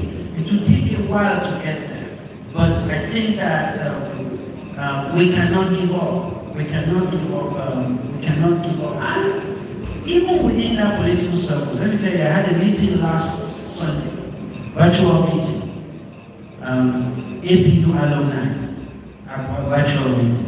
We invited the governor of Plateau State, Muftan. He was our guest speaker. The man sat with us online for like 2 hours. Okay? In that meeting. We trained him. We gave him the chance to talk about his vision and everything. He answered us. I came out of that meeting. I actually met him in Iowa. He came for some program in Iowa last year. Personally, if you look at this phone now, I have a picture of me and him in Iowa. The governor of His Excellency, he came across as genuinely interested in making a difference in legislation. I don't know whether he's going to do it or not, but I think that there are individuals, let's not rise them, even the current political class, they are not all the same. Let's not paint them with the same brush. It's just that the system is so, the whole infrastructure is so behind, because what our elders gave to us, for some reason we didn't take that baton for. We did not. We did not. We did not. I mean, he and I were roommates. We were shared, his bed was like this, my own bed was in the same room in Federal Government College. Our food was okay. It was not a private school. It was Federal Institute. Go to Federal Government College now. Any of them.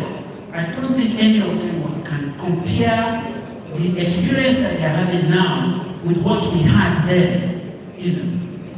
Who are we going to blame for that? So again, it will take effort. That's why, and there are people like us, many like me, including several of my friends. I had dinner in Abidjan Friday night with about 6 people, all diaspora Chinese, very skippy, at senior IT guys, vice president of the bank, guys might come wanting to try to make a difference here as well. So there is hope. There are good actors within the system here who have never left this country, who have been here, who have suffered through things, and they're here, they're active. There are other folks like also are coming back in to come and try to help. Eventually, we're going to make a difference. And the younger ones, my message is the same. The lady who spoke, the same. I remind you of my first message about that. Look for mentors. You want to develop a model here? Why not? Yes. Why not? Why not? Why not? But what you don't know, somebody else knows. Look for that person who knows that something, and figure out a way, intentionally, figure out a way to plot a relationship, a path towards that person.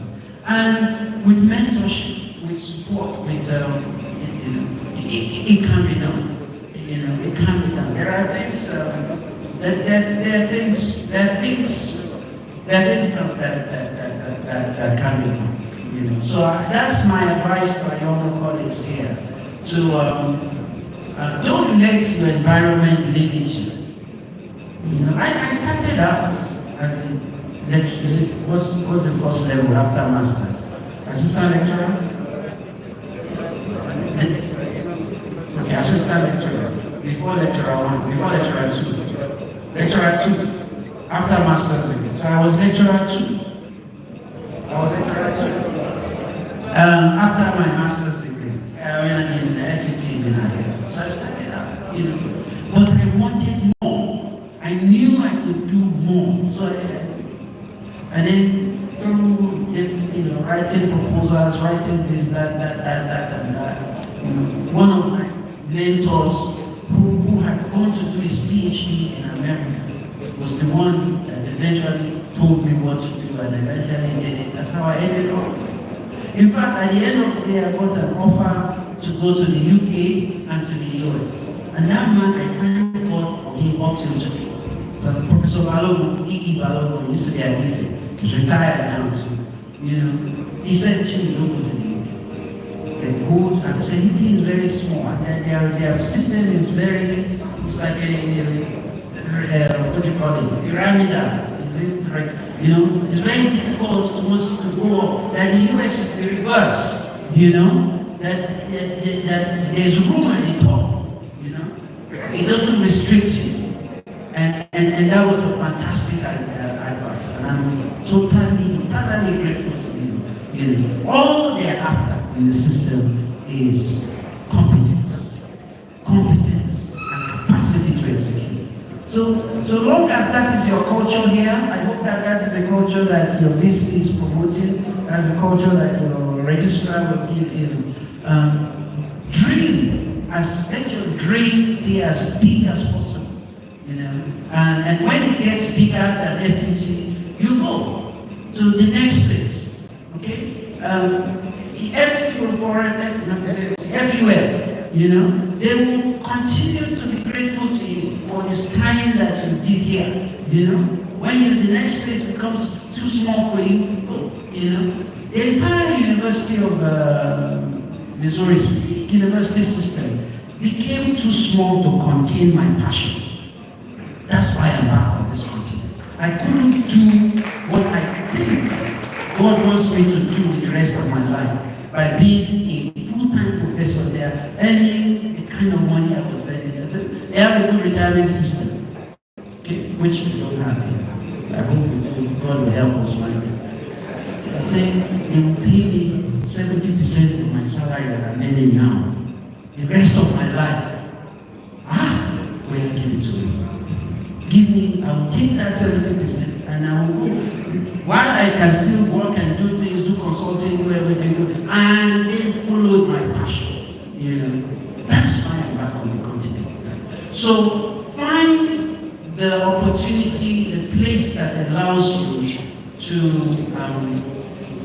actualize your dream. If a boss is trying to sit on top of you, let him or her sit.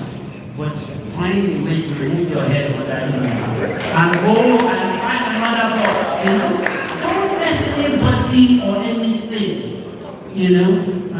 But the Bible says, where there is no vision,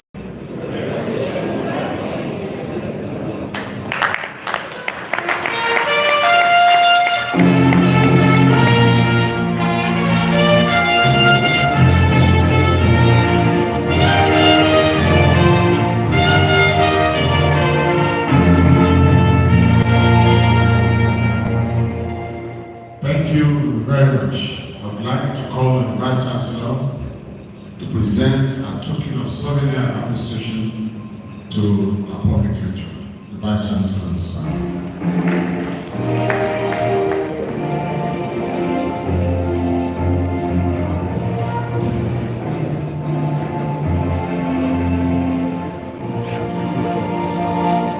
Prof, step one.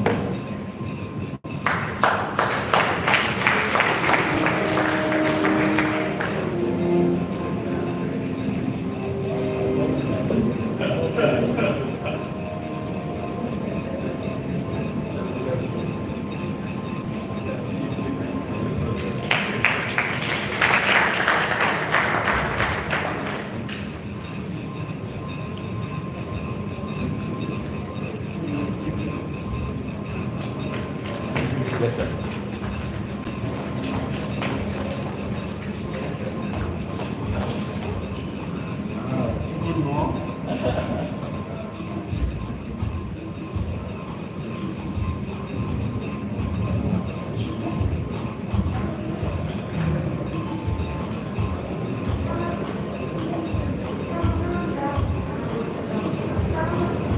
Thank you very much.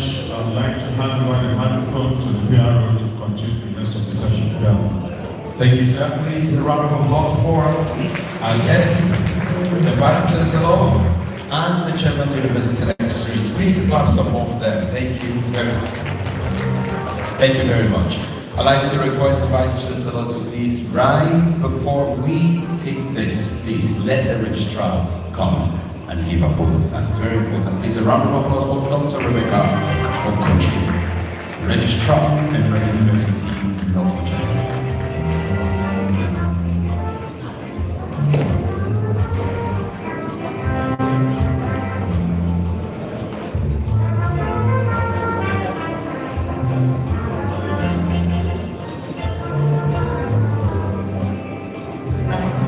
Vice Chancellor, sir, our distinguished lecturer for the 10th distinguished lecture of our series. I'd like to repeat what the BBC just said. Your academic eminence, you agree with me that it deserves that in every sense of that word. Provosts, deans, heads of departments, directors, professors present, everyone present here. It's been a very, very rewarding 2-3 hours we have had here. I scribbled a number of things down, and with the kind permission of the Vice Chancellor, I flipped this lecture title to become Cry My Beloved Lokoja, something like Cry My Beloved Country. You know, I came into Lokoja 2022 and I have like a song in my head. This city is beautiful. Lokoja is beautiful. We live somewhere in the hilltop area, and most mornings I do morning walk, I climb on the hill, and I have to go on top of a big building to overlook the entire city. It's such a beautiful city, and it's painful that we are wasting it. And not just from the perspective of flood and climate and all of that, with all of the rich history. Sadly, the last time we inaugurated our council, we were just boasting, all of us, we want to show them Lokoja. And we carried them to a few areas, and we almost covered our faces, because all of the monuments we took them to, dustbins everywhere. And I started asking, I've had to ask a couple of people who can tell people who oversee such things, what are you doing with this? The epitaph there was full of paper dustbins. They didn't even, we told them we were coming, they didn't even clean it. So it's painful. And somebody said something about somewhere in Miami, I have a cousin who worked in Senegal, just something like this. And the economy is built around just the beauty of the city. But here we are. So maybe really, I'm a biochemist. I'm going to join your research team so we find out what is really wrong with us. Maybe something. So I take it from there. And my role here is to thank everybody. So I'd like to start by thanking God for making this a successful lecture. Probably it's the 10th. I don't know if we have anyone planned for the year. It may just be what we're rounding off the year with. So we're grateful to God for making it very successful. We're thankful as always to our Vice Chancellor for bringing very prominent global figures to our campus. And as we have just witnessed, it couldn't have been any better with Professor Adegoke. And again, I say your academic eminence, sir. We thank you so much for sharing your valuable, rich knowledge with us.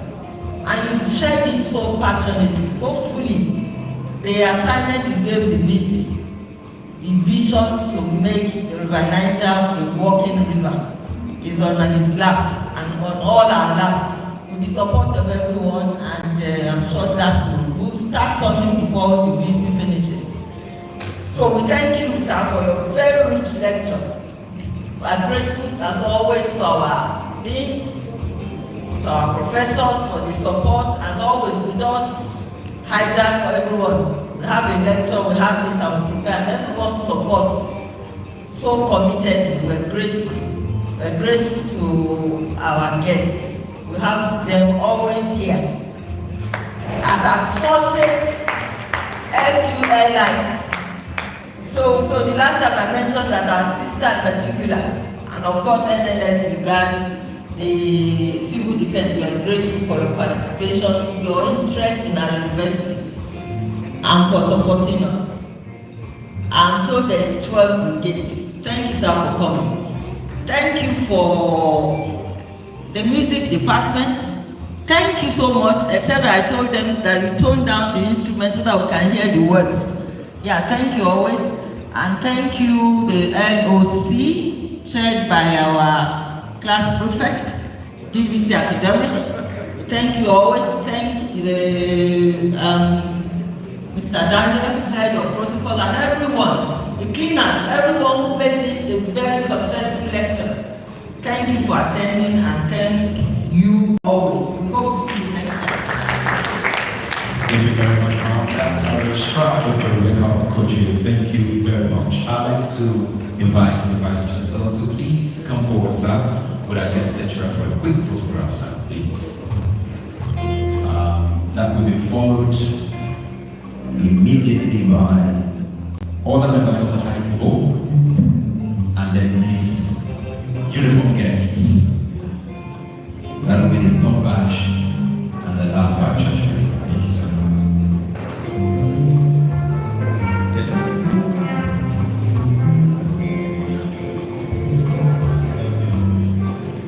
High table, please.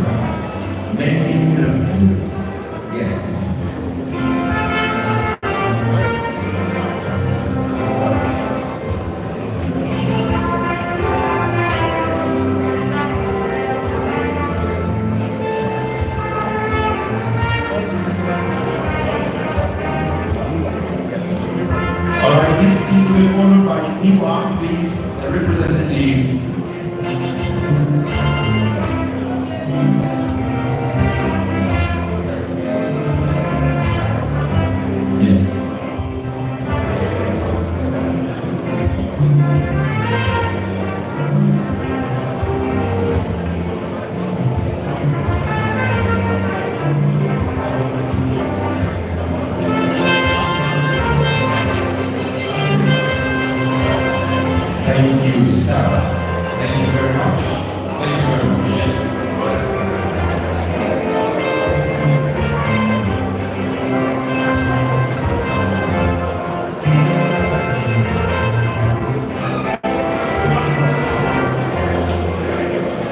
Deans and directors, the Vice Chancellor is requesting that you join him now. All deans, all professors, provosts, please come and join the Vice Chancellor and our guests.